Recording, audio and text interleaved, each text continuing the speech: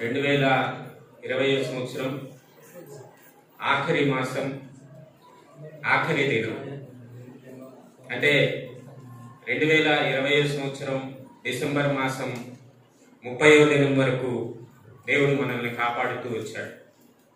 దేవుడు మన పట్ల కృప చూపుతూ వచ్చాడు. అందుకే మనం పాడుకున్న మొదటి పాట ఏ పాట పాడుకున్నాం? నమ్మకమైన నా ప్రభు నిన్ను నేను స్తుతించెదను. ఆ పాటలో ఉంటే ఎన్నోసార్లు నీ కృపను విడిచిపెట్టి వెళ్ళిపోయాను. రెండవది ఓ ప్రభువా ఉజ్జీవము నిమ్ము. మూడవది కరుణించి తిరిగి సమకూర్చు ప్రభువా. ఈ మూడు కూడా మన ఆత్మీయ జీవితాలను తిరిగి సరిచేసుకోవడానికి, చక్కబరుచుకోవడానికి మనము ఇంకొద్ది సమయంలో నూతన సంవత్సరంలోనికి ప్రవేశించబోతున్నాం. దేవుడు ఈ సంవత్సరం అంతా కాపాడినందుకు ఒకవైపు దేవుణ్ణి స్తుతిస్తూ, అదే రీతిగా ఈ సంవత్సరం అంతట్లో మనం ఎక్కడ తప్పిపోయినామో, మనం ఎక్కడ తొలగిపోయినామో, మనం ఎక్కడ దేవునికి ఆయాస్కరంగా నడుచుకున్నామో, దేవుణ్ణి దుఃఖపెట్టినామో, మనకిచ్చిన ఈ రక్షణ జీవితంలో మనము ఎక్కడ పడిపోతూ వచ్చామో, దేవుడిచ్చే శ్రేష్టమైన వాటిని ఎక్కడ మనం పోగొట్టుకుంటూ వచ్చామో, వాటన్నిటినీ ఈ రాత్రి దేవుని సన్నిధిలో మనం జ్ఞాపకం చేసుకొని ఏదైతే మనం మూడో పాట పాడుకుంటూ వచ్చామో, కరుణించి తిరిగి సమకూర్చు ప్రభువా. ఈ సంవత్సరం అంతట్లో నేను ఈ రీతిగా జీవించాను ప్రభువా, దానివల్ల నేను ఈ రీతిగా నష్టపోయాను కనుక ఇదే అనుభవాలతో మనం నూతన సంవత్సరంలోనికి ప్రవేశించకూడదు. నూతన సంవత్సరం అంటే నూతనమైన అనుభవాలు ఉండాలి, నూతనమైన సంతోషం ఉండాలి, నూతనమైన సమాధానం ఉండాలి, నూతనమైన ఆనందం ఉండాలి. అవన్నీ ఎప్పుడు వస్తాయి అంటే మనం ఈ పాత సంవత్సరంలోనే విడిచిపెట్టాలి. వీటన్నిటిని మోసుకొని కొత్త సంవత్సరంలోనికి వెళ్తే సంవత్సరం మారుతుంది కానీ మన బ్రతుకు మారదు, మన జీవితం మారదు. దానివల్ల ఎవరికి ప్రయోజనం ఉండదు, మనకి ప్రయోజనం ఉండదు, దేవునికి ప్రయోజనం ఉండదు. అందుకొరకే మనకి మరి ఈ రాత్రి ఒప్పుకోలు ప్రార్థన మా దైవజనుడు ఏర్పాటు చేస్తూ వచ్చినాడు. ఒప్పుకోవాలి. మనము చివరి పాటలో మనము పాడుకుంటూ వచ్చాం, చేసిన పాపము కప్పుకొనుక విశ్వాసముతో ఒప్పుకుంటారు. విశ్వాసముతో మనం దేవుని సన్నిధిలో ఒప్పుకోవాలి. మనం ఏ పాపంలో ఉన్నామో, మనం ఎక్కడ దేవునికి వ్యతిరేకంగా నడుచుకుంటూ వచ్చామో, వాటన్నిటిని బట్టి ఈ రాత్రి మొదటిగా దేవుని సన్నిధిలో క్షమాపణ కోరుకొని తిరిగి నూతనమైన అనుభవంతో నూతన సంవత్సరంలోనికి మనం ప్రవేశిస్తాం. దేవుడు ఆ రీతిగా మన కృపను దయచేయను గాక.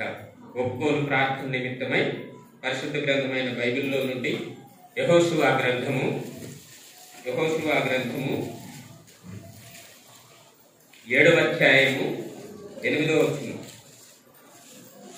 యెహోషువ గ్రంథము 7వ అధ్యాయము 8వ వచనం. అందరం కలిసి చదువుకున్నాం. యెహోషువ గ్రంథము 7వ అధ్యాయము 8వ వచనము, పాత నిబంధన పేజీ నంబర్ 181. యెహోషువ గ్రంథము 7వ అధ్యాయము 8వ వచనం.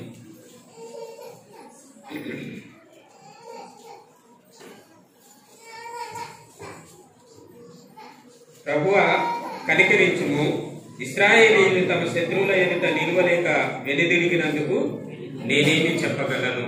మన భాగం ఏంటంటే ప్రభువా కనికరించుము. ఇదే మన భాగం. ప్రభు సహాయం కొరకై ప్రార్థన చేసుకున్నాం.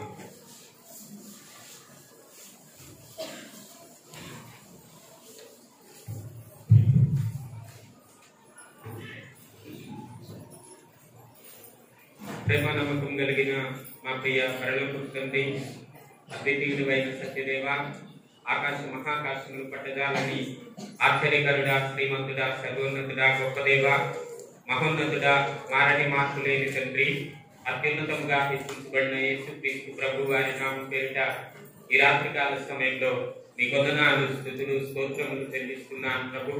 గడిచిన కాలం అంతా మీ సజీవమైన రెక్కల కింద మమ్మల్ని భద్రపరిచి ఇంతవరకు సజీవంగా క్షేమంగా ఉంచినందుకు మీకు స్తోత్రములు చెల్లిస్తున్నాను. మమ్మల్ని జ్ఞాపకం చేసుకుని ప్రేమించి మీరు మాకు అనుగ్రహించిన ఈ 2020 సంవత్సరాన్ని బట్టి మీకు స్తోత్రాలు చెల్లిస్తున్నా. ఈ సంవత్సరము ఆరంభము నుంచి దేవా మరి దినము ఈ సంవత్సరం చివరి దినము నాయన ఇంతవరకు మీరే మీ సజీవమైన రెక్కల కింద మమ్మల్ని భద్రపరిచి మా ఈ సంవత్సర కాలం అంతటిలో కూడా మీరు మమ్మల్ని కరుణిస్తూ కాపాడుతూ కృప చూపుతూ మాకు అన్ని విషయాల్లో తోడుగా ఉండి సహాయపడుతూ ఇంతవరకు నడిపించిన మీ ప్రేమంతటిని బట్టి మీ వందనాలు స్తుతులు స్తోత్రములు చెల్లిస్తున్నా. తల్లి ఇంతవరకు మీరు సజీవ లెక్కలో ఉంచి తల్లి తిరిగి కొద్ది సమయంలో మరొక నూతన సంవత్సరంలో మమ్మల్ని ప్రవేశపెట్టబోతున్నా మీకు మీ కృపంతటిని బట్టి మీ వందనాలు స్తుతులు స్తోత్రములు చెల్లిస్తున్నా. ఈ రీతిగా తండ్రి దేవా పాత సంవత్సరానికి వీడ్కోలు పలుకుతూ నూతన సంవత్సరమును ఆహ్వానించే ఈ సందర్భంలో ఈ రీతిగా మీరు మమ్మల్ని అందరినీ మీ సన్నిధిలో సమకూర్చినందుకై మీకు వందనాలు స్తుతులు స్తోత్రములు చెల్లిస్తున్నాను. తల్లి మరి ఈ రాత్రికాల సమయంలో ఈ 2020 సంవత్సరం అంతట్లో తల్లి మా బలహీనతలు మా విధేయతలు తల్లి మా నిర్లక్ష్యము వీటన్నిటినీ ఒప్పుకొని విడిచిపెట్టి తల్లి తిరిగి నూతనమైన అనుభవంతో 2021 సంవత్సరంలో ప్రవేశించుటకు మీరే మాకు కృప దయచేయవలసిందిగా వేడుకుంటున్నాం. దేవా ఇంతవరకు మీ సన్నిధిలో పాటల ద్వారా మీ నామాన్ని మహిమపరచడానికై మీరు చూపిన కృపను బట్టి మీకు స్తోత్రాలు చెల్లిస్తున్నాను. తల్లి తిరిగి మీ వాక్య ధ్యానంలోనికి వెళ్తుండగా మీరే జ్ఞాపకం చేసుకుని సహాయం చేయండి. మా గమనానికి తెచ్చిన లేఖన భాగాలను బట్టి మిమ్మల్ని స్తుతిస్తున్నా. ప్రభు మీరు జ్ఞాపకం చేసుకుని ఈ మాటలను దీవించి ఆశీర్వదించి విరిచి వడ్డించండి. మాకందరికీ అర్థమయ్యే రీతిలో బోధించమని వేడుకుంటున్నా. దేవా మీరే జ్ఞాపకం చేసుకుని సహాయం చేయండి. ఇది కొరకై నిలవబడుతున్న నన్ను కూడా మీ కృపలో జ్ఞాపకం చేసుకునండి. అల్పుడను అయోగ్యుడను బుద్ధిహీనుడను బలహీనుడను తల్లి మనోవాక్కాయ కర్మలయందు దోషములు కలిగిన వాడిని ఒప్పుకుంటున్నాను. నా సమస్త బలహీనతలను యేసుక్రీస్తు ప్రభు వారి రక్తము చేతి కడిగి నన్ను పరిశుద్ధపరిచి పవిత్రపరచదు. నా సమస్తమును సంపూర్తిగా కొట్టివేసి మీరే మీ ఆత్మ చేత నన్ను నింపి అభిషేకించి బలపరిచి మీ నోటికి కూరగా వాడుకోనండి. దేవా నేను బలహీనుడను దయతో నన్ను జ్ఞాపకం చేసుకునండి. మీ సెలవు చాటున మరుగుపరచండి. మీ హస్తబలం చేత నన్ను బలపరిచి మీ దక్షిణ హస్తం చేత నన్ను నిలవబెట్టి మీ నామ మహిమార్థమై వాడుకోనండి. తల్లి రాత్రి మాకే మాటలు అవసరమో ఆ మాటలను మీ పరలోక సింహాసనం నుండి సమృద్ధిగా కుమ్మరించండి. ప్రతి ఒక్కరితో మీరు మాట్లాడండి. ప్రతి ఒక్కరిని మీరు దర్శించి సంధించి హెచ్చరించవలసిందిగా వేడుకుంటున్నాను. దేవా మీరే కృపదయించేయండి. నా నోట మీ మాట నుంచుమని తండ్రి మీరే శ్రేష్టమైన పాత్రగా నీకు అభిషేకించి బలపరిచి వాడుకోనండి. రేపు దేవా చేరి వచ్చిన మీ ప్రియులైన వారందరినీ బట్టి మీకు స్తోత్రాలు చెల్లిస్తున్నాం. ఇంకా రావాల్సిన వారు ఉంటే మీరే వారిని జ్ఞాపకం చేసుకుని త్వరపెట్టి నడిపించమని దేవా ఈ ఆగని సంతము వరకు మీరే తోడుగా ఉండి సహాయం చేయమని సమస్త ఘనత మహిమ ప్రభావములు మీకే చెల్లిస్తూ యేసుక్రీస్తు ప్రభు వారి ఉన్నతమైన నామం పేరిట ప్రార్థించి స్తుతించి అడిగి పెట్టుకుంటున్నాము తండ్రి. ఆమేన్.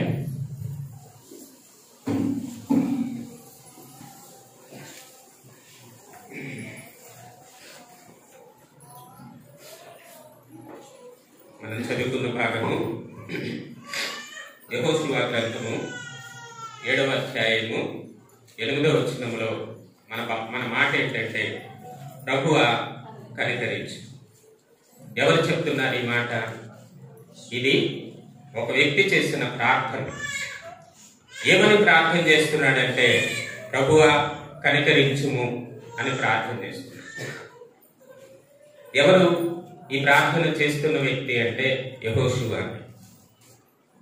యెహోషువ ఈ ప్రార్థన చేస్తూ ఉన్నాడు. దేవుణ్ణి అడుగుతున్నాడు, ప్రభువా కనికరించుము. ఈ రాత్రి మనం అడగాల్సిన విషయం కూడా అదే ప్రభుని. ఎందుకు ఆ మాట అడుగుతూ వస్తున్నాడు? మనకి ఇవన్నీ తెలిసిన భాగాలే. పితరులైన ఇశ్రాయేలు ప్రజలు ఐగుప్తు దేశంలో బానిసత్వంలో ఉండగా దేవుడు మోషేని వారికి నాయకుడిగా ఏర్పాటు చేసి వారిని ఐగుప్తు దేశంలో నుంచి నడిపిస్తూ విడిపించాడు. విడిపించి కనాను దేశంలో ఒక అరణ్య యాత్రలో నడిపిస్తూ వచ్చాడు. వాక్యంలో మనం గమనిస్తే మోషే పరిచర్య ఐగుప్తు పట్టణంలో ఆరంభమైంది. ఆ తర్వాత అంతా అరణ్యమే. అయితే మోయాబు మైదానముల దగ్గర మరి మోషేను దేవుడు తన మహిమలోనికి పిలుచుకొని ఆ నాయకత్వ బాధ్యతలను యెహోషువకు అప్పగిస్తూ వచ్చాడు. యెహోషువ నాయకత్వంలో ఆ ప్రజలను నడిపిస్తూ వచ్చారు. ఇక్కడ సందర్భం ఏంటంటే వారు ఎరికో దాటి వచ్చేశారు. ఎరికో పట్టణాన్ని జయించారు. తరువాత హాయి అనే చిన్న పురం ఉంది, అంటే చిన్న ఊరే, దానిని జయించలేకపోయారు. మనము ఈ వ్యత్యాసం గమనించాలి. పెద్ద పట్టణాన్ని జయించారు, చిన్న ఊరుని జయించలేకపోయినారు. మన పై మాటల్లో మనము ధ్యానిస్తే అక్కడ స్పష్టంగా రాయబడింది, 3000 మంది యుద్ధానికి వెళ్తే 36 మంది చనిపోయారు, మిగిలిన వారు తరుమబడుతూ వచ్చారు. యెహోషువకి ఎంతో ఆశ్చర్యం వేసి ఉండొచ్చు. ఎందుకంటే పట్టణాన్ని జయించారు, మరి చిన్న ఊరిని ఎందుకు జయించలేకపోయినాను? దాని కొరకు యెహోషువ ఏం చేస్తున్నాడంటే, యుద్ధానికి పోయిన వాళ్ళనో లేకపోతే మిగిలిన వాళ్ళనో పక్కన వాళ్ళనో ఎదురోళ్ళనో ఎంక్వైరీ చేయాలి. ఏం చేస్తున్నాడంటే, ఎప్పుడైతే వాళ్ళకి అపజయం వచ్చిందో ఆ అపజయానికి కారణం కనుగొనటానికి యెహోషువ ఈ ప్రార్థన చేస్తున్నాడు. ఏమంటున్నాడు ఇక్కడ? చదవండి మన భాగము. యెహోషువ గ్రంథము 7వ అధ్యాయం 8వ వచనం. ప్రభువా కనికరించుము, ఇశ్రాయేలీయులు తమ శత్రువుల ఎదుట నిలవలేక వెనుదిరిగినందుకు నేనేమి చెప్పగలను? చాలు. ఏమంటున్నాడు? కనికరించు. ఎందుకంటే ఇశ్రాయేలు ప్రజలు వెనుదిరిగి వచ్చారు, శత్రువుల ఎదుట నిలవలేకపోయినారు. అందుకు నేనేం కారణం చెప్పాలి, ఏంటి రీజన్ ఏంటి అని యెహోషువ ఏం చేస్తున్నాడంటే ప్రార్థన చేస్తూ వస్తున్నాడు. ఈ సంవత్సరంలో మనం జ్ఞాపకం చేసుకోవాల్సిన విషయం ఏంటంటే, యెహోషువ ప్రార్థనాపరుడు.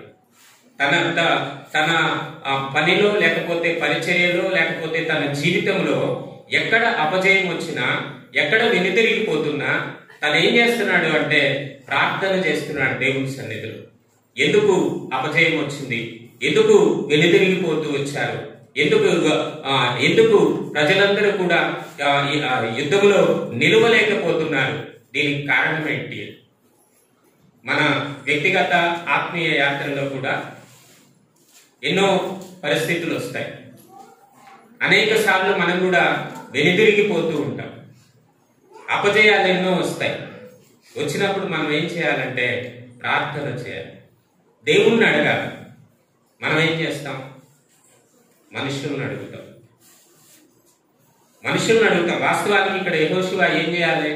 ఎవరైతే యుద్ధానికి వెళ్ళారో వాళ్ళందరినీ పిలిచి మీరేం చేశారు, ఎందుకు మనము మన దగ్గర ఏమి లేవు, ఇంకా ఏమి సమకూర్చుకోవాలా, ఇలాంటి ఒక మీటింగ్ పెట్టాలి. అయితే యెహోషువ ఏం చేస్తున్నాడంటే ప్రార్థన చేస్తూ వచ్చాడు.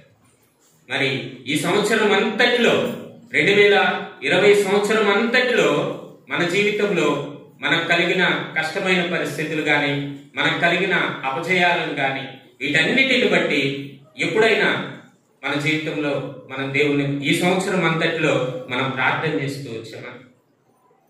ఎలా ఉంది ఈ సంవత్సరం అంతటిలో మన ప్రార్థనా జీవితం? రండి, ఈ యెహోషువ ప్రార్థనా జీవితం ఎలాంటిదో మనం చూద్దాం. యెహోషువ గ్రంథము 10వ అధ్యాయము 12వ వచనం. యెహోషువ గ్రంథము 10వ అధ్యాయము 12వ వచనం.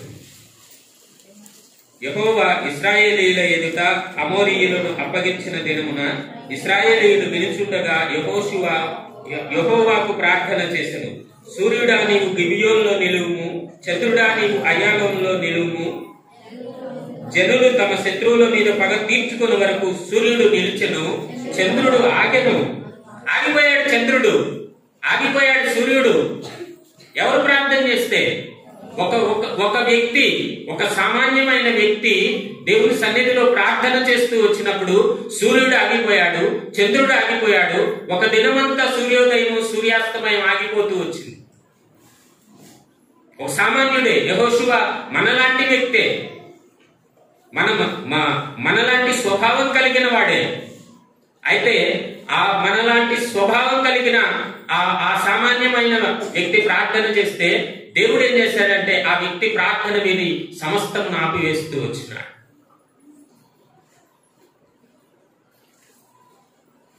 అయితే ఇక్కడ మన భాగంలో జ్ఞాపకం చేసుకుంటే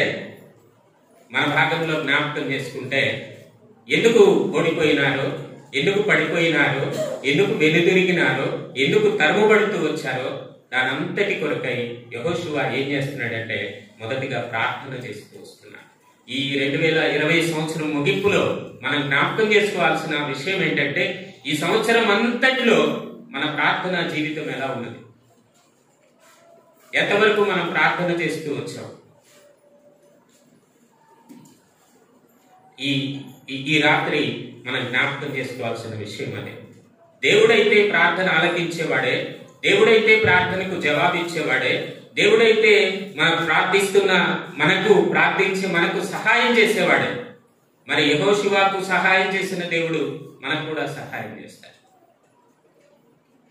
అయితే మన జీవితంలో ఒకవేళ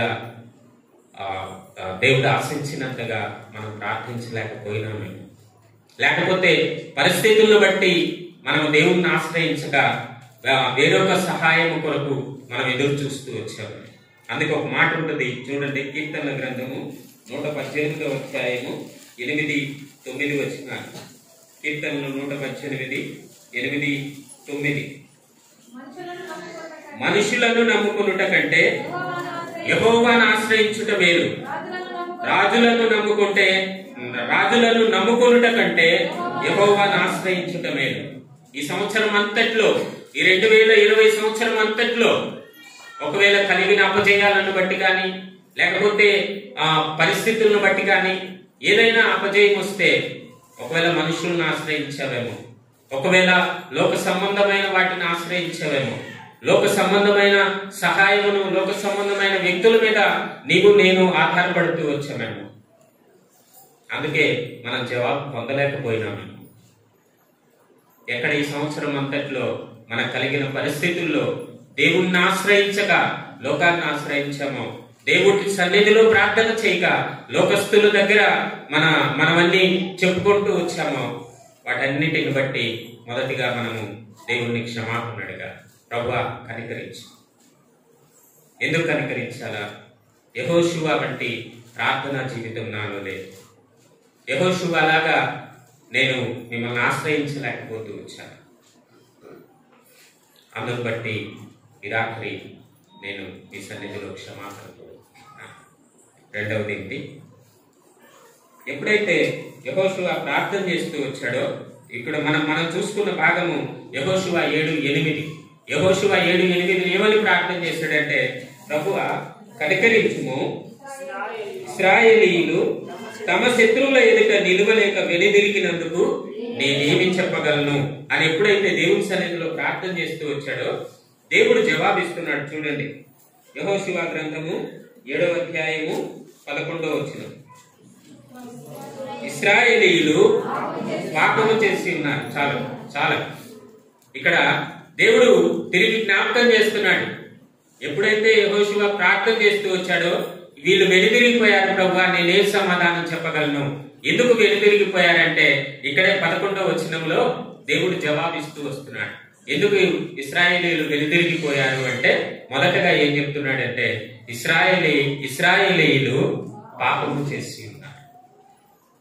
ఎందుకు అపజయం వస్తుంది? ఎందుకు వెనుదిరిగిపోతున్నాము? ఎందుకు ఓడిపోతున్నారు అంటే మొదటిగా ఆ ప్రజల్లో ఉన్న ఆ లోపం ఏంటంటే ఇశ్రాయేలీయులు పాపము చేసి ఉన్నారు. దేవునికి వ్యతిరేకమైనది ఏదో చేసి ఉన్నారు.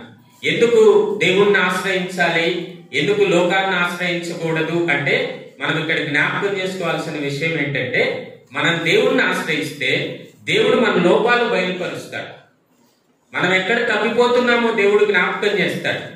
మనం ఎక్కడ బలహీనులమవుతున్నామో దేవుడు జ్ఞాపకం చేస్తాడు. ఇదిగో నీలో ఈ పొరపాటు ఉంది, ఈ అవిధేయత ఉంది, ఈ నిర్లక్ష్యం ఉంది, నువ్వు ఇది సరిచేసుకో, నీ జీవితాన్ని సరిచేసుకో, నీ బ్రతుకును సరిచేసుకో అని చెప్తాడు.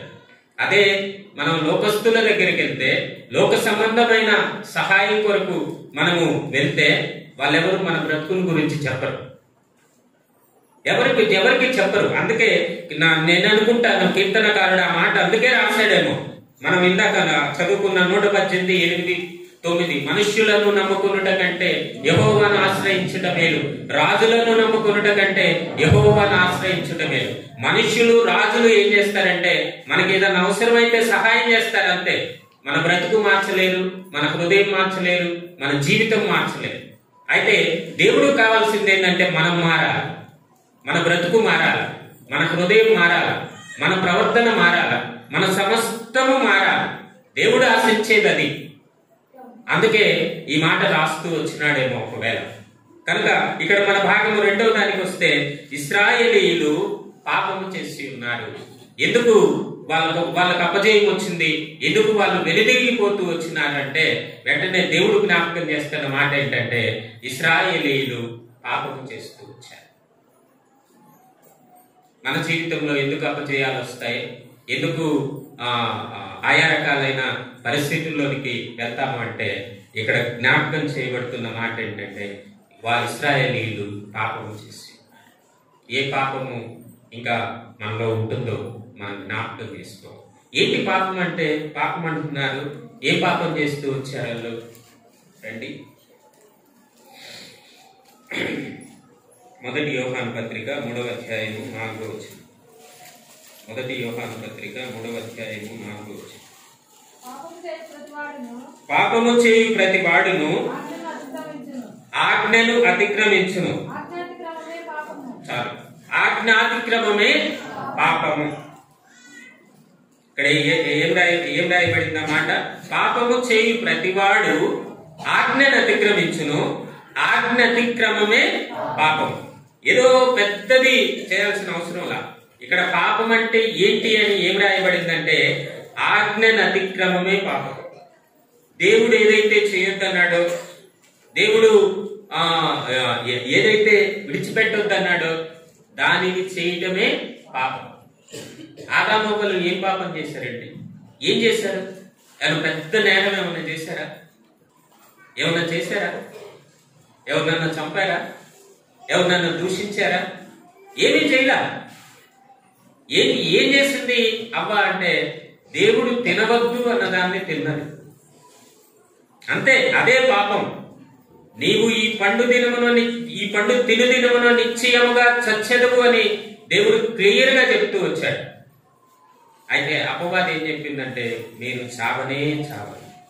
ఈ పండు తింటే మీరు ఎలా ఉంటారంటే దేవతల్లాగా ఉంటారు. దేవుడేమో నిశ్చయముగా చచ్చిపోతారని చెప్పాడు. అవేమో అపవాదేమో లేకపోతే సాతానేమో మీరు ఈ పండు తిను దినమున మీ కళ్ళు తెరవబడతాయి, మీరు దేవతల్లాగా ఉంటారు. అంటే అవ్వ దేవతలాగా ఉండాలని ఇష్టపడింది, అందుకనే తినలేదు. సరే, ఇక్కడ మన భాగం ఏంటంటే పాపం అంటే ఏంటి అంటే ఆజ్ఞను అతిక్రమించటమే పాపం. ఏదైతే దేవుడు మీరు దీనిని పాటించాలి లేకపోతే ఇది చేయాలి అని దేవుడు ఏదైతే మనకు జ్ఞాపకం చేస్తాడో దానిలో నిలిచి ఉండాలి, దానిని అతిక్రమించకూడదు. ఇక్కడ ఏమంటున్నాడంటే ఆజ్ఞ అతిక్రమమే పాపం. ఆజ్ఞను అతిక్రమిస్తూ వచ్చారు. దేవుడు వారికి ఇచ్చిన ఆజ్ఞను అతిక్రమించారు, అదే పాపము. అందువల్లే అపజయం వచ్చింది. ఇక్కడ మనం జ్ఞాపకం చేసుకోవాల్సిన విషయం ఏంటంటే ఈ సంవత్సరం అంతట్లో 2020 అంతట్లో ఎక్కడ మనం దేవుని ఆజ్ఞను అతిక్రమిస్తూ వచ్చాం? దేవుడు చేయకూడదు అన్న వాటిని మనం ఎక్కడ చేసి దేవుణ్ణి నొప్పిస్తూ వచ్చాం? వాటన్నిటినీ ఈ రాత్రి మనం జ్ఞాపకం చేసుకోవాలి. నూతన సంవత్సరంలో ప్రవేశించబోయే ముందు మనం జ్ఞాపకం చేసుకోవాల్సిన విషయం అదే. ఇశ్రాయేలీయులైతే పాపం చేసి అపజయం తెచ్చుకుంటూ వచ్చినారు. ఆ పాపం అంటే ఏంటంటే ఆజ్ఞను అతిక్రమించి జీవించడమే. ఈ 2020 సంవత్సరం అంతట్లో మనం జ్ఞాపకం చేసుకుంటే ఎక్కడ మనం దేవుని ఆజ్ఞను అతిక్రమించి జీవిస్తూ వచ్చామో అదే మనం జ్ఞాపకం చేసుకోవాలి. ప్రభువా, నేను ఈ ఆజ్ఞను అతిక్రమించి పాపము చేస్తూ వచ్చాను. అయితే ఇక్కడ వాక్యంలో ఏం రాయబడింది అంటే మరి ఆజ్ఞను అతిక్రమించి పాపం చేస్తే ఏమున్నది? మనందరికీ తెలిసిన మాట. రోమీయులకు రాసిన పత్రిక 6వ అధ్యాయము 23వ వచనం. ఏలయనగా పాపము వలన వచ్చు జీతము మరణము, అయితే దేవుని కృపావరము మన ప్రభువైన క్రీస్తు యేసునందు నిత్య జీవము. పాపం చేశారు, ఆజ్ఞను అతిక్రమించి పాపం చేశారు, బాగానే ఉంది. అయితే ఇక్కడ ఏముంది? పాపము వలన వచ్చు జీతము మరణము. కనుకనే ఎందుకు మరణం వచ్చింది, ఎందుకు వెనుదిరిగిపోతూ వచ్చినారు, ఎందుకు తరుముబడుతూ వచ్చినారు అంటే వాళ్ళ ఆజ్ఞను అతిక్రమించి పాపం చేశారు. అయితే ఆ పాపం చేస్తే ఏమున్నదంటే జీతం అయితే మరణము. కనుకనే 36 మంది మరణిస్తూ వచ్చారు. 3000 మంది వెళ్తే 36 మంది మరణిస్తూ వచ్చారు. వాక్యంలో ఏం రాయబడిందంటే పాపము వలన వచ్చు జీతము మరణము. అయితే దేవుని కృపావరము మన ప్రభువైన యేసుక్రీస్తునందు నిత్య జీవము. నిత్య జీవం. అయితే పాపము చేసి ఒప్పుకుంటే దేవుని కృప మన మీద ఉంటుంది. ఎలాంటి పాపాలు ఉంటాయి మన జీవితంలో? రండి, కీర్తనల గ్రంథము 19వ అధ్యాయము 12వ వచనం. ఎలాంటి పాపాలు మన జీవితంలో ఉంటాయి? కీర్తనల గ్రంథము 19వ అధ్యాయము 12వ వచనం. తన పొరపాటులు కనుగొనగల వాడెవడు? నేను రహస్యముగా చేసిన తప్పులు క్షమించి నన్ను నిర్దోషినిగా తీర్చుము. చాలా ఒక్క నిమిషం ఇక్కడ ఏమంటున్నాడు చూడండి. తన పొరపాటులు కనుగొనగల వాడెవడు? ఒకటి. రెండవది, నేను రహస్యముగా చేసిన తప్పులు క్షమించి నన్ను నిర్దోషినిగా తీర్చుము. మన పొరపాట్లు ఏంటో మనకు తెలియదు. అదే మాట ఇక్కడ రాయబడుతూ తన పొరపాటులు కనుగొనగలిగిన వాడెవడు? ఏ పొరపాటులో ఉన్నామో, ఏ పాపంలో ఉన్నామో, ఏ అపవిత్రతలో ఉన్నామో, ఏ అవిధేయతలో ఉన్నామో మనకు తెలియదు. మనం కనుగొనలేము మన పొరపాట్లు ఏంటో. రెండవది ఇక్కడ ఏం రాస్తున్నాడంటే రహస్యముగా చేసిన తప్పులు క్షమించి నన్ను నిర్దోషినిగా తీర్చుము. ఏ పాపాలు ఉంటాయి ఇక్కడ? రహస్యమైన పాపాలు. రహస్యమైన పాపాలంటే ఎవరికి తెలియదని, ఎవరికి తెలియదు. మనము అందరిలో ఉన్నప్పుడు బాగానే ఉంటాం, అందరిలాగే ఉంటాం. అయితే రహస్య పాపాలంటే ఎవరు లేనప్పుడు చేసే పాపాలు. దేవుని ఎదుట మన రహస్య జీవితము, మన వ్యక్తిగత జీవితము, మనం ఎప్పుడైతే మనం ఒంటరిగా జీవిస్తూ ఉంటామో అలాంటప్పుడు మన జీవితం ఎలా ఉన్నదో మనం జ్ఞాపకం చేసుకోవాలి. ఇక్కడ కీర్తనకారుడు అదే అన్నాడు. ఏమంటున్నాడు? నేను రహస్యముగా చేసిన తప్పులు క్షమించి నన్ను నిర్దోషినిగా తీర్చు. రహస్యమైన పాపాలు ఎవరికి ఎక్కడ ఉంటాయి అంటే అవి హృదయంలో ఉంటాయి. ఇది ఎవరికీ తెలియదు, ఇది ఎవరు చూడట్లేదు, నన్నెవరు గమనించట్లేదు, నేను ఏదైనా చేసేయచ్చు. ఇక్కడ దేవుడికి సంబంధించిన వాళ్ళు ఎవరు లేరు, దేవుడు తెలిసిన వాళ్ళు ఎవరు లేరు, కనుక నా ఇష్టం. అయితే మనుషులు ఎవరు చూడకపోవచ్చు, మనుషులు ఎవరు గమనించకపోవచ్చు, కానీ గమనించే చూచే దేవుడు ఉన్నాడు. దేవుడు ఉన్నాడు, దేవుడు సమస్తము గమనిస్తూ ఉంటాడు. అందుకే ఇక్కడ అంటున్నాడు, నా రహస్య పాపములను క్షమించు. ఈ రాత్రి మనము ఒప్పుకోవాల్సిన పాపములు ఏంటంటే రహస్యంగా మనం ఎలా జీవిస్తున్నామో, మన రహస్య జీవితం ఎలా ఉన్నదో, దేవునితో మన జీవితం, దేవుడు మనమే ఉంటే మన జీవితం ఎలా ఉంటుందో, లేకపోతే ఇంట్లో ఎవ్వరు లేకుండా మనం ఒక్కలమే ఉంటే మనం ఎలా ప్రవర్తిస్తాం. అదే రహస్య జీవితం అంటే.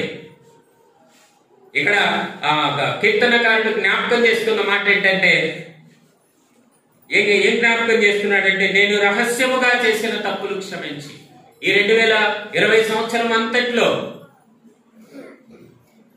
రహస్యమైన పాపాలు మనలో ఏమున్నాయో, ఏమి మనం ఇంకా దాచిపెట్టుకుంటున్నామో, దేన్ని దాచిపెట్టుకొని జీవిస్తున్నామో వాటన్నిటినీ ఈ రాత్రి మనం దేవుని సన్నిధిలో ఒప్పుకోవాలి. ప్రభువా, ఇది నా రహస్య జీవితం, నేను ఇలా జీవిస్తున్నా. రెండవది ఏంటి? రెండవ పాపము ఇదే అధ్యాయం 13వ వచనం. దురభిమాన పాపములో పడకుండా నీ సేవకుని ఆపుము, వాటిని నన్ను ఏలనీయకుము. చాలు. రెండవ పాపం ఏంటంటే దురభిమాన పాపము. దురభిమాన పాపం అంటే అభిమానమును చంపుకొని చేసే పాపం. అభిమానాన్ని చంపుకుంటాం.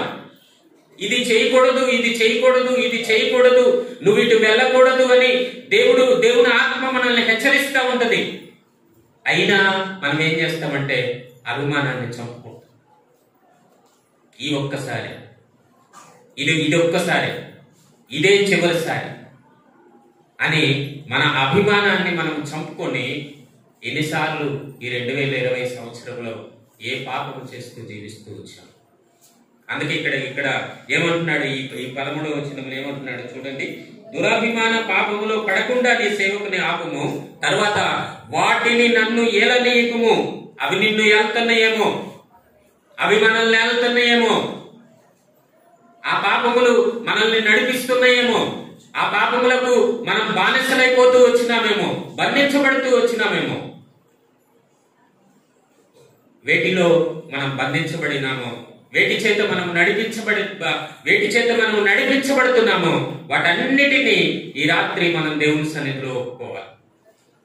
ఇక్కడ అదే మాట, ఇశ్రాయేలీయులు పాపము చేస్తూ వచ్చినారు.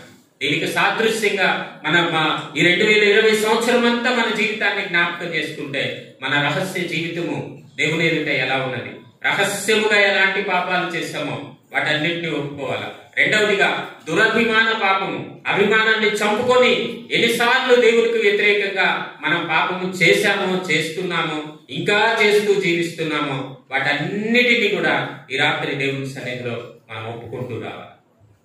ఇవన్నీ ఉంచుకొని మనం నూతన సంవత్సరంలో ప్రవేశిస్తే పెద్దగా ప్రయోజనం ఏముండదు. డేట్ మారిద్దంతే, లేకపోతే క్యాలెండర్ మారిద్దంతే. ఇవన్నీ ఏం చేస్తాయి అంటే మనలో స్టాక్ ఉంటాయి. మళ్ళీ కొత్త సంవత్సరంలో మళ్ళీ కొత్తవి, ఇది అది స్టాక్ ఎక్కువైపోద్ది. అందుకనే మనం ఇది పాత సంవత్సరం కనుక, పాత సంవత్సరం గతించిపోతుంది కనుక ఇంతవరకు ఒక్కసారి మనం ఈ సంవత్సరాన్ని అంతటిని, ఈ సంవత్సరం అంతటిలో మనం జీవించిన జీవితం అంతటిని దేవుని సన్నిధిలో మనం ఒక్కసారి జ్ఞాపకం చేసుకుంటే మన జీవితం ఎలా ఉందో, మన బ్రతుకు ఎలా ఉన్నదో, మన ఆలోచనలు ఎలా ఉన్నాయో, మన ప్రవర్తన ఎలా ఉన్నదో సమస్తము దేవుడు బయలుపరుస్తాడు. అందుకే మనం చదువుకున్న మాట ఇది, తన పొరపాటులు కనుగొనగల వాడేవాడు. ఏ పొరపాటులో, ఏ పాపంలో, ఏ అపవిత్రతలో మనం జీవిస్తున్నామో మనకైతే తెలియదు. దేవుడు ఏం చేస్తున్నాడంటే, అందుకే దేవుని వాక్యం యొద్దకు వచ్చినప్పుడు ఆ వాక్యపు వెలుగులో సమస్తము కనపడతాయి. దేవుడు సమస్తమును బయలుపరుస్తాడు. అందుకే మనము మన పరిస్థితి ఏదైనా సరే, వాట్ ఎవర్ ఇట్ ఈస్, కష్టమైన, నష్టమైన, బాధైనా, ఇరుకైనా, ఇబ్బంది అయినా, దుఃఖమైన, కన్నీరైనా, ఏదైనా సరే మనం దేవుణ్ణి ఆశ్రయించాలి. అందుకే మొదటే ఆ మాట చదువుకున్నాం, కీర్తన 118. ఎప్పుడైతే మనం దేవుణ్ణి ఆశ్రయిస్తామో దేవుడు ఈ విషయాలన్నిటిని బయలుపరుస్తాడు. నువ్వు ఈ పాపంలో ఉన్నావు కనుక ఇప్పుడు వాస్తవానికి మనము మామూలుగా ఆలోచిస్తే ఇశ్రాయేలు ప్రజలకు అపజయం వచ్చింది, వెనుదిరిగిపోతూ వచ్చినారు. ఒకవేళ యెహోషువ వాళ్ళందరినీ పిలిచి మాట్లాడితే ఈ విషయాలు చెప్పేవాళ్ళ వాళ్ళందరూ మేము పాపం చేస్తామని ఎవరైనా చెప్తారా? ఎవరైనా చెప్తారా? ఎవరైనా ఒప్పుకుంటారా?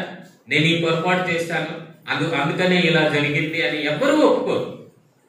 అయితే ఇక్కడ దేవుడు జ్ఞాపకం చేస్తున్నాడు, ఎందుకు నువ్వు నీకు అపజయం వచ్చింది, ఎందుకు ఇశ్రాయేలు ప్రజలు వెనుదిరిగిపోతూ వచ్చారంటే వారిలో ఉన్న లోపం ఏంటంటే మొదటిగా వారు పాపము చేస్తూ వచ్చారు. అయితే వాళ్ళు పాపం చేస్తూ వచ్చారు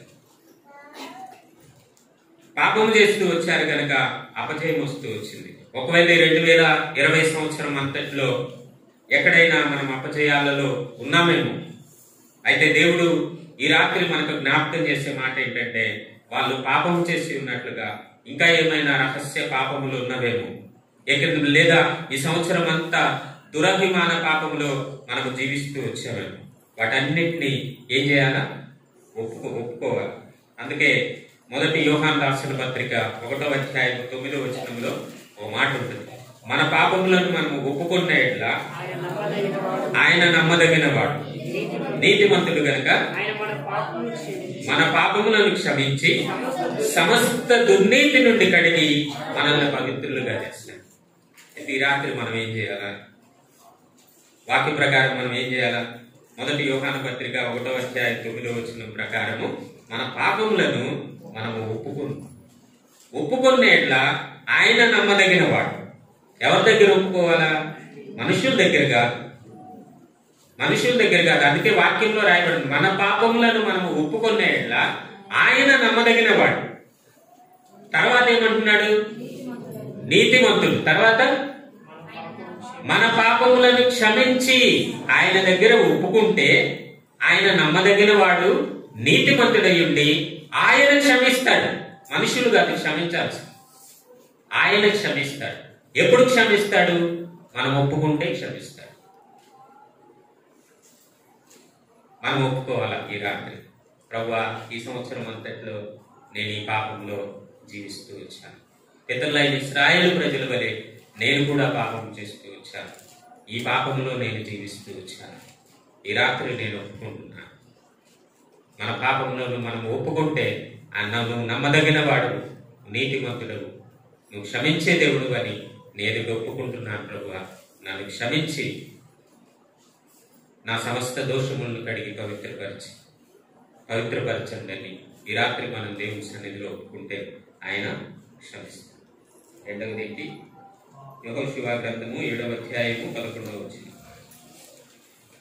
ఇశ్రాయేలీయులు పాపం చేసి ఉన్నారు,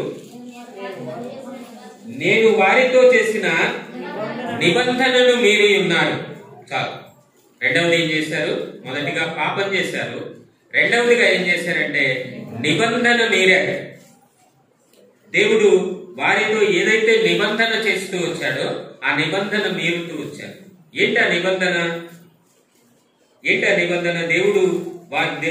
దేవుడు వారితో చేసిన నిబంధన ఏంటి? యెహోషువ గ్రంథము 6వ అధ్యాయము 17-18 వచనాలు. యెహోషువ గ్రంథము 6వ అధ్యాయము 17-18 వచనాలు. ఈ పట్టణమును దీనిలోనున్నది యావత్తును యెహోవా వలన శపించబడెను. రాహాబు అనే వేశ్య మనం పంపిన దూతలు దాచిపెట్టేను గనుక ఆమె ఇంటనున్న వారందరిని మాత్రమే బ్రతుకుదురు. శపించబడిన దానిలో కొంచెమైనను మీరు తీసుకున్న యెడల మీరు శాపగ్రస్తులై ఇశ్రాయేలీయుల పాలనకు శాపము తెప్పించి దానికి బాధ కలుగజేయుదురు గనుక శపించబడిన దానిని మీరు ముట్టకూడదు. ఇది దేవుడు వారితో చేసిన నిబంధన. దేనిని గురించి? మీరు యెరికో పట్టణంలో ప్రవేశించిన తరువాత ఇదంతా దేవుడు ఆ పట్టణాన్ని వారికి అప్పగిస్తూ వచ్చినాడు. అయితే ముందుగానే చెప్పాడు, ఏం చెప్పాడు? ఈ పట్టణమును దీనిలోనున్నది యావత్తును యెహోవా వలన శపించబడేది. పట్టణము శపించబడుతుంది. పట్టణములోనున్న యావత్తు కూడా, ఆస్తిపాస్తులు కావచ్చు, వేరే ఏదైనా కావచ్చు, బంగారం కావచ్చు, వస్త్రాలు కావచ్చు, వాట్ ఎవర్ ఇట్ ఈస్, ఏదైనా మొత్తము శపించబడింది. తర్వాత ఏమన్నాడు? మీరు దానిలోది ఏది కూడా ముట్టకూడదు. దానిలోది మీరు ఏదైనా తీసుకుంటే మీతో పాటు ప్రజలందరి మీదకి మీరు శాపం తెచ్చిన వాళ్ళు అవుతారు.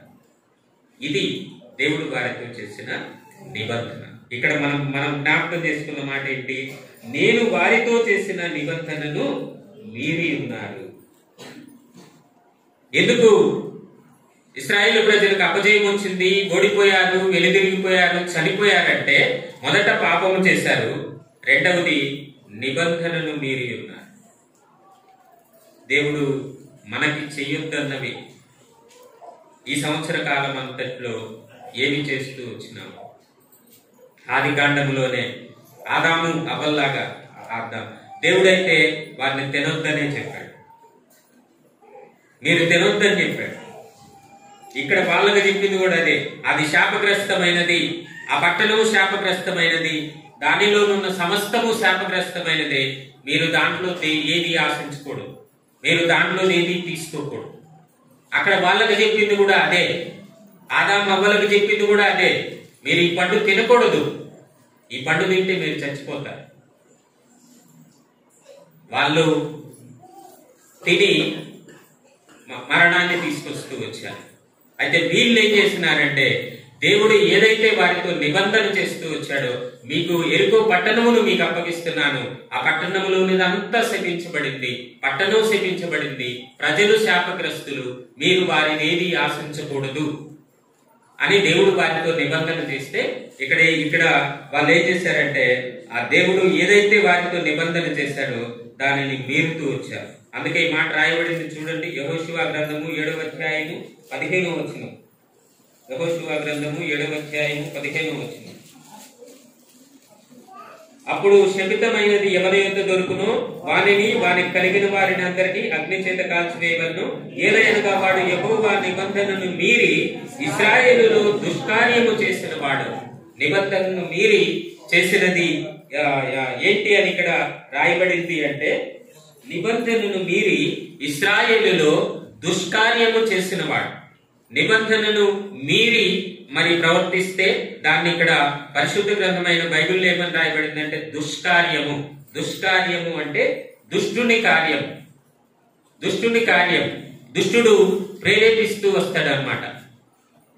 ఏమైందిలే, నువ్వు తీసుకోవచ్చులే, ఏమైందిలే, నువ్వు తినొచ్చులే, తినేసేయి నువ్వు. మనం జ్ఞాపకం చేసుకున్న మాట అదే. అక్కడ ఆది కాండంలో ఎవరు ప్రేరేపిస్తూ వచ్చినారు? అవ్వ తనంతట తాను తినలా, అపవాది ప్రేరేపిస్తూ వచ్చింది. ఈ పండు తింటే మీ కన్నులు తెరవబడతాయి, మీరు ఇప్పుడు మామూలుగానే ఉన్నారు, ఈ పండు తింటే మీరు దేవతలు అయిపోతారు అని చెప్తే ఎప్పుడైతే ఆ ప్రేరేపణ వచ్చిందో అప్పుడు అవ్వ తినేసింది. ఇక్కడ కూడా ఏమని రాయబడుతూ వచ్చిందంటే, నిబంధనను మీరారు అంటే నిబంధన మీరటం అనేది ఏ కార్యం అంటే దుష్కార్యము అనే రాయబడింది. దుష్టుడు ప్రేరేపిస్తూ ఉంటాడు, నువ్వు ఇది చేయొచ్చు, నువ్వు ఇది తినొచ్చు, నువ్వు ఇది చూడొచ్చు, నువ్వు ఇటు వెళ్ళొచ్చు. ఏం కాదు, నిన్నెవరు చూడట్లా, నువ్వు చేసింది ఎవరికీ తెలియదు. ఇక్కడ వాళ్ళు కూడా నిబంధనను మీరటానికి కారణం అదే. నేను చేసింది ఎవరికీ తెలియదు, నన్నెవరూ చూడట్లేదు, నన్నెవరూ గమనించట్లేదనే వాళ్ళు ఏం చేశారంటే ఆ నిబంధనను మీరుతూ వచ్చారు. అందుకిందాకే మనం జ్ఞాపకం, ఎవ్వరు చూడకపోయినా, ఎవ్వరు గమనించకపోయినా, ఎవ్వరికి తెలియకపోయినా సమస్తమును చూచే దేవుడు ఉన్నాడు. ఒక దినాన ఈ రీతిగానే మొత్తము దేవుడు బయలుపరుస్తూ వస్తాడు.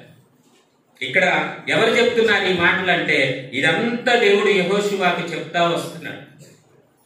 వాళ్ళు ఏం చేశారంటే వాళ్ళు పాపం చేశారు. రెండవది వాళ్ళు ఏం చేశారంటే నిబంధనను మీరి ఏం చేశారు? దుష్కార్యము చేస్తూ వచ్చినారు.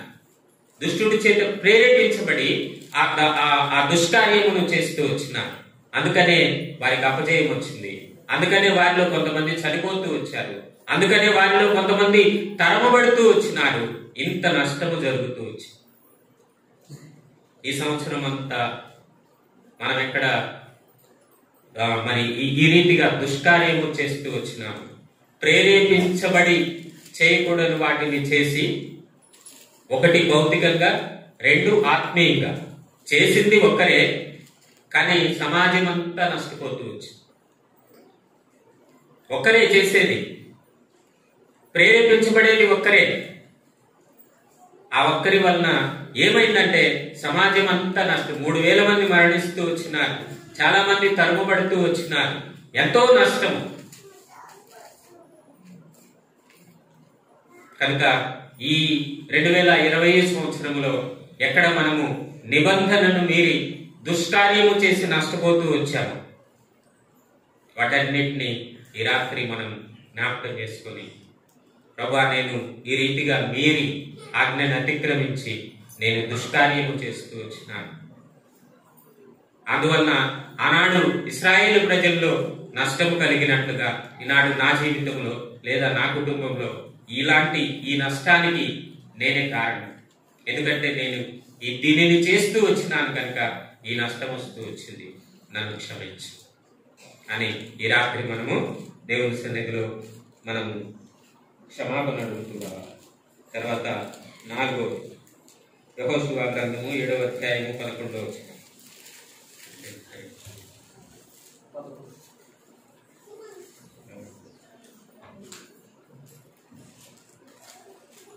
యెహోషువ గ్రంథము 7వ అధ్యాయము 11వ వచనం. పాపం చేసి ఉన్నారు, వారితో చేసిన నిబంధనను మీరి ఉన్నారు. మూడవది, శపితమైన దానిలో కొంత తీసుకొని చాలు. తర్వాత ఏమైంది? పాపం చేశారు, నిబంధనలు మీరారు, తర్వాత శపితమైన దానిని కొంత తీసుకున్నారు. మనం ముందుగానే ఇందాక నిబంధన చదువుకున్నాం కదా, పట్టణము శపించబడింది, ఆ పట్టణంలో ఉన్న సమస్తము శపించబడుతూ వచ్చింది. అయితే ఇక్కడ ఏం చేసినారంటే దేవుడు ఏమని జ్ఞాపకం చేస్తా వస్తున్నాడంటే శపితమైన దానిని కొంత తీసుకొని, శపితమైనది కొంత తీసుకున్నారు, అందుకనే అపజయం వస్తూ వచ్చింది. ఆ శపితమైన దాన్ని ఎందుకు తీసుకుంటారు? రండి, ఇదే 7వ అధ్యాయం 21వ వచనంలో ఓ మాట ఉంది చూడండి. 7:20 దోపుడు సొమ్ములో ఒక మంచి శీనారు పై వస్త్రమును 200 తులముల వెండిని 50 తులముల ఎత్తుగల ఒక బంగారు కమ్మని నేను చూచి వాటిని ఆశించి తీసుకుంటేది. చాలు.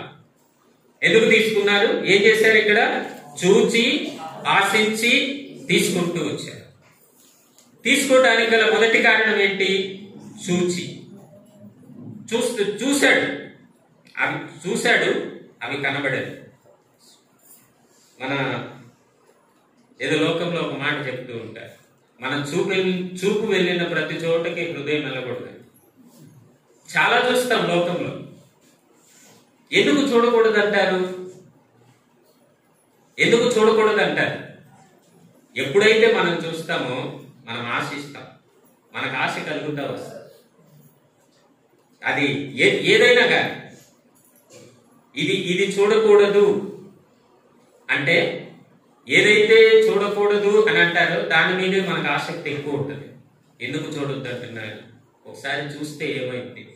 చూద్దాం ఒకసారి. ఎప్పుడైతే చూస్తామో అప్పుడు ఆశ కలుగుతుంది. మనం కూడా అలా చేస్తే ఎలా ఉంటుంది? మనం కూడా దాన్ని ఆశిస్తే ఎలా ఉంటుంది? మనం కూడా దాన్ని తీసుకుంటే ఎలా ఉంటుంది? తర్వాత ఏమంటున్నాడు? చూచి ఆశించి తీసుకుంటూ. మన చూపులు, మనం వేటిని చూస్తున్నాం? చాలా మంది ఇంకా రక్షించబడి కూడా చెప్తే బాగుండదు. చాలా మంది, నేను అనేక చోట్ల చూస్తూ వచ్చాను, ఇంకా సినిమాలు చూసే వాళ్ళు ఉన్నారు, ఇంకా సీరియల్స్ చూసే వాళ్ళు ఉన్నారు, ఇంకా సినిమాని ప్రేమించే వాళ్ళు ఉన్నారు, లోకాన్ని ప్రేమించే వాళ్ళు ఉన్నారు, లోక సంబంధమైన వాటిని ప్రేమించే వాళ్ళు ఉన్నారు. ఇంకా ఇంకా ఇంకా ఇంకా ఇంకా ఇంకా రీసెంట్ గా లాక్డౌన్ పీరియడ్ లో సీరియల్స్, సినిమాలు అన్ని ఆగిపోతే అసలు ప్రాణం పోయినంత ఇదిగా ఫీల్ అవుతూ వచ్చినారు. నిజం నిజం. మా ఆఫీసులో అయితే కొంతమంది కొలీగ్స్ చెప్తున్నారు, అబ్బా ఇంట్లో నా ప్రాణం తీస్తున్నారు, అసలు ఆ సినిమాలు లేవు, సీరియల్స్ లేవు, నేను తట్టుకోలేకపోతున్నాను, ఈ లాక్డౌన్ ఎందుకు పెట్టారు? ఇంట్లో ఉండలేము, ఆఫీస్కి రాలేము, ఆఫీస్కి వద్దామంటే ఆఫీస్ లేదు, ఇంట్లో ఉందామంటే సీరియల్స్ లేవు, సినిమాలు లేవు, ఒకటే గొడవ, ఏదో ఒకటి చెయ్యి, ఏదో ఒకటి చెయ్యి, ఏదో ఒకటి చెయ్యి. భార్య విసిగిస్తూ ఉంటున్నారు. ఏం చేయాలో నాకు అర్థం కావట్లేదు, ఏం చేయమంటారు చెప్పండి అన్న. ఈ సంవత్సరం అంతట్లో మనం ఏం చూస్తూ వచ్చాం, ఏం ఆశిస్తూ వచ్చాం? వాళ్ళు ఏం చేశారంటే చూచారు, ఆశించారు, తీసుకుంటూ వచ్చారు. మన జీవితం ఎలా ఉంది? రక్షించబడిన వారంగా మనము ఈ 2020 అంతట్లో ఎలా జీవిస్తూ వచ్చాం? మనం వేటిని చూస్తున్నాము, వేటిని ఆశిస్తున్నాము, మనం జ్ఞాపకం చేసుకోవాలి. పితరులైన ఇశ్రాయేలు ప్రజలైతే శపితమైన వాటిని చూశారు. ఎప్పుడైతే వారు చూశారో వారు ఆశించారు. అందుకే మనల్ని చూడొద్దని, సినిమాలు చూడొద్దు, సీరియల్స్ చూడొద్దు, లేకపోతే ఇతరమైన వాటిని వేటిని కూడా మీరు చూడొద్దు అని. అందుకే యాకోబు 4:4 ఒక మాట ఉంటుంది చూడండి, వ్యభిచారణులారా ఈ లోక స్నేహము దేవునితో వైరమని మీరెనుగరా అని రాయబడుతూ వచ్చింది. ఎందుకు వద్దన్నారు లోక స్నేహము? ఎందుకు వద్దన్నారు లోక స్నేహము? దేవునితో వైరం, దేవునికి వ్యతిరేకమైన వాటిని చేస్తారు, దేవునికి దూరస్తులవుతూ వస్తారు, దేవుణ్ణి మరచిపోతారు, దేవుని సంఘాన్ని మరచిపోతారు, ప్రార్థనను మరచిపోతారు, వాక్యమును మరచిపోతారు, చివరికి దేవుణ్ణే విడిచిపెడతారు. అందుకే మొదటే ఏం చెప్తున్నారంటే ఈ లోక స్నేహము దేవునితో వైరం. ఈ లోకంతో స్నేహం చేయొద్దు. ఎప్పుడైతే నువ్వు ఈ లోకంతో నిదానంగా స్నేహం చేయటం ఆరంభిస్తూ వస్తావో అప్పుడు ఏమవుతుందంటే దేవునితో వైరం, దేవునికి దూరంగా జరిగిపోతూ వస్తావు. క్రమంగా ఏమవుతుందంటే మొదటిగా వాక్యం చదవాలన్న ఆసక్తి తగ్గిపోతుంది. రెండవది ప్రార్థన చేయలేము. కూర్చుంటాం, ప్రార్థన నిద్రపోతాం, ఉపయోగం లేదు. దేవుని మందిరానికి వస్తాము, ఎవరన్నా ఏమన్నా అనుకుంటారేమో, లేకపోతే సేవకుడు అడుగుతాడేమో, ఏది రావటం లేదని చెప్పేసి అని వస్తాం. కానీ వచ్చి ఏం చేస్తారు? నిద్రపోతారు మందిరానికి వచ్చి. రెండోది ప్రార్థన కూర్చున్నా కానీ నిద్రపోతారు, నిద్ర వచ్చేస్తుంది. ఎందుకంటే నీలో ఆసక్తి లేదు. ఎందుకు ఆసక్తి లేదు అంటే నువ్వు లోకంతో స్నేహం పెంచుకుంటా వస్తున్నావు. ఎప్పుడైతే నువ్వు లోకంతో స్నేహం పెంచుకుంటా వస్తున్నావో దేవునికి దూరంగా జరిగిపోతూ వస్తున్నావు. న్యాయాధిపతుల్లో రాయబడుతూ వస్తే సంసోనుని దేవుడు ఎప్పుడు చెయ్యి విడిచాడో తెలియదంట, సంసోనికే తెలియదంట. అలాంటి పరిస్థితుల్లోనికి వెళ్ళిపోతాం, మనకు తెలియకుండానే వెళ్ళిపోతాం. సంసోను కూడా అలానే అనుకున్నాడు. నేను ఒక్కసారి దేవుడిని జ్ఞాపకం చేసుకుంటే దేవుడు నాకు సహాయం చేస్తాడు కదా అని అనుకున్నాడు. కానీ దేవుడు ఎప్పుడో విడిచిపెట్టేశాడు. ఎప్పుడు విడిచిపెట్టాడో తెలియదు. కనుక ఎలా ఉన్నది అంటే కన్నులు పీకి వేయబడుతూ వచ్చాయి. దేనికి కన్నులు పీకి వేస్తూ వచ్చినాడు? కన్నులే ఎందుకు పీకేస్తూ వచ్చినాడు? అదే కన్నులతో చూచాడు, అదే కన్నులతో చూచి ఆశించి పాపం చేస్తూ వచ్చినాడు. ఏ కన్నులతో అయితే తను చూస్తూ వచ్చినాడో ఆ ఫిలిష్తీయుల చేత కన్నులు పెరికివేయబడుతూ వచ్చి ఎంత భయంకరమైన స్థితి. అందుకే మనం అలాంటి భయంకరమైన పరిస్థితుల్లోనికి వెళ్ళకూడదనే దేవుడు ఆయా సందర్భాలలో మనకి జ్ఞాపకం చేస్తూ ఉంటాడు. నీ బ్రతికిది, నీ జీవితం ఇది, నువ్వు ఇలా జీవిస్తున్నావు. దీని అంతటికీ కారణం ఏంటి అంటే ఇక్కడ మనం చదువుకున్న భాగము చూచి ఆశించి తీసుకుంటూ మన జీవితం ఎలా ఉన్నదో అది ఎవరికి వాళ్ళకి తెలుస్తూ ఉంటాయి. ఎవరి జీవితం ఏంటి అనేది వాళ్ళకి తెలుస్తుంది. మనం ఏం చూస్తున్నాము, మనం ఏం ఆశిస్తున్నాము, మనం ఆశించేది, మనము చేసేది దేవునికి ఇష్టమైనదేనా, దేవునికి అంగీకారమైనదేనా అనేది ఒకసారి మనం పరిశీలన చేసుకుంటే చాలు. కానీ ఇక్కడ వాళ్ళు ఎందుకు నిబంధనను మీరుతూ వచ్చినారు అంటే, ఎందుకు శపితమైన దాన్ని తీసుకోవాలనే ఆశ ఎందుకు కలిగిందంటే వాళ్ళు చూశారు, ఆశించారు, తీసుకున్నారు, ఫలితంగా నష్టపోతూ వచ్చారు. కనుక ఈ రాత్రి మనం జ్ఞాపకం చేసుకోవాల్సిన విషయం ఏంటంటే 4వ మాటగా శపితమైన దాన్ని కొంత తీసుకొని, శపితమైనవి ఇంకా మనం ఏమి ఆశిస్తున్నాము, వేటిని చూస్తున్నాము, అందరికీ ఈ పాటికి అర్థమయ్యే ఉంటుంది. శపితమైన వాటిని ఇంకా ఏం ఆశిస్తున్నాం, ఏం చూస్తున్నాం, ఏమి తీసుకుంటున్నాం, వేటిని ఉంచుకుంటున్నాం, వేటిని దాచుకుంటున్నాం. ఇవన్నీ ఈ రాత్రి మనం ఒప్పుకోవాలి. ఒప్పుకుంటేనే మనం క్షమించబడతాం. ఒకవేళ ఒప్పుకోకపోతే మనం క్షమించబడతాం. తిరిగి అదే అనుకుంటూ ఉంటాయి. 5 యెహోషువ గ్రంథము 7వ అధ్యాయం 11వ వచనం. ఇశ్రాయేలీయులు పాపము చేసి ఉన్నారు, నేను వారితో చేసి నిబంధనను మీరి ఉన్నారు, శపితమైన దాన్ని కొంత తీసుకొని ఉన్నారు. దొంగిలి చాలు. 5వది ఏంటంటే దొంగిలించారు. దొంగిలి అనే మాట అక్కడ ఉంది. దొంగిలించారంట. ఇశ్రాయేలీయులు ఏం చేశారు? ఇశ్రాయేలు చేసిన పాపం ఏంటంటే తర్వాత పాపము చేశారు, నిబంధనను మీరారు, శపితమైన దాన్ని తీసుకున్నారు. తరువాత 4వది ఏంటంటే బొంకిరి అని రాయబడుతూ వచ్చి తర్వాత ఏమందంటే దొంగిలించారంట, దొంగతనం చేస్తూ వచ్చినారు. దేవుడు మన పాత నిబంధన గ్రంథంలో ఉన్న మరి ఆజ్ఞలన్నింటిలో కూడా దొంగిలించకూడదు అని రాయబడుతూ వచ్చింది. దొంగిలించడం కూడా పాపమే అని రాయబడుతూ వచ్చింది. మరి ఇక్కడ వీళ్ళు ఏం చేస్తున్నారు? దొంగిలించారంట. కానీ మేమేం దొంగిలించలేదు అని మనం అందరం అనుకుంటాం. మేమేం దొంగతనం చేయలేదు, మేము ఎవరి దగ్గర ఏమి దొంగతనం చేయలేదు అని చెప్పేసి అనుకోవచ్చు.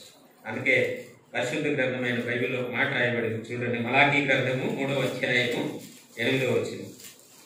మలాకీ గ్రంథము 3వ అధ్యాయము 8వ వచనం.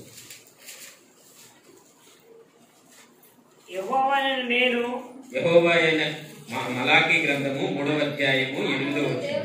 మానవుడు దేవుని యొద్ద దొంగిలిన అయితే మీరు నా యొద్ద దొంగిలితిరి. దేని విషయములో మేము నీ యొద్ద దొంగిలితమని మీరందరూ 10వ భాగమును ప్రతిష్టార్పణలను ఇయ్యక దొంగిలితిరి. చాలు, అర్థమైందనుకుంటా. ఇక్కడ ఏమంటున్నాడు? మీరు నా యొద్ద దొంగలించారంటున్నాడు దేవుడు. ఏం దొంగలించారు? ఏదో వస్తువులను దొంగలించడం కాదు. ఇక్కడ ఏమని రాయబడింది అంటే, ఏం దొంగలించారని రాయబడింది? 10వ భాగమును ప్రతిష్టార్పణను ఇయ్యక దొంగలిందిరి అంటే 10వ భాగము అంటే నేను డబ్బు గురించి మాట్లాడట్లా. డబ్బు కాదు, మన జీవితంలో దేవుడు మనకి ఏది ఇచ్చినా 10% దేవుడిదే. అది ఏదైనా సరే, సమయం కావచ్చు, శక్తి కావచ్చు, బలము కావచ్చు, డబ్బు కావచ్చు, ఐశ్వర్యం కావచ్చు, ఏదైనా సరే 10వ భాగము దేవునిది. ఈ సంవత్సరం అంతట్లో డబ్బు విషయం పక్కన పెడితే దేవుడు రోజుకి 24 గంటల సమయం ఇస్తున్నాడు. 24 గంటల సమయంలో 2 గంటల 40 నిమిషాల సమయం దేవునిది. 2 గంటల 40 నిమిషాల సమయం దేవునిది. మరి దేవునికి ఎంత సమయం కేటాయించాం ఈ సంవత్సరం అంతట్లో? మరి అది దొంగలించడం కాదా? 24 గంటల సమయం ఇస్తే మీరు 2 గంటల 40 నిమిషాలు నాకు కేటాయించండి, 10% నాకు, మిగిలినంతా మీరే ఉపయోగించుకోండి అన్నాడు. ఎంత సమయము ఈ సంవత్సరం మనము దేవుని వరకు వినియోగిస్తూ వచ్చాం. ఏ రకంగానైనా వాక్యము ధ్యానించుట గాని, ప్రార్థన చేయటం గాని, దేవుని మందిరంలో గడపటం గాని, దేవుని పనులు చేయటం గాని, ఏ రకంగానైనా సరే మనము దేవుడు మనకిచ్చిన సమయంలో మనం కొంత సమయం దేవునికి కేటాయించాలి. 24 గంటల సమయంలో 2 గంటల 40 నిమిషాల సమయం దేవునిదైతే మనం ఎంత ఇచ్చాం రోజుకి దేవునికి ఈ 2020 సంవత్సరం అంతట్లో? ఒకవేళ ఆ సమయం ఇవ్వకపోతే, ప్రభువా నీ సమయాన్ని నేను దొంగలించాను, దొంగలమే. ఆ సమయం మనం ఇవ్వకపోతే ప్రతిరోజు మనం ఆ సమయం ఇవ్వాల్సిందే.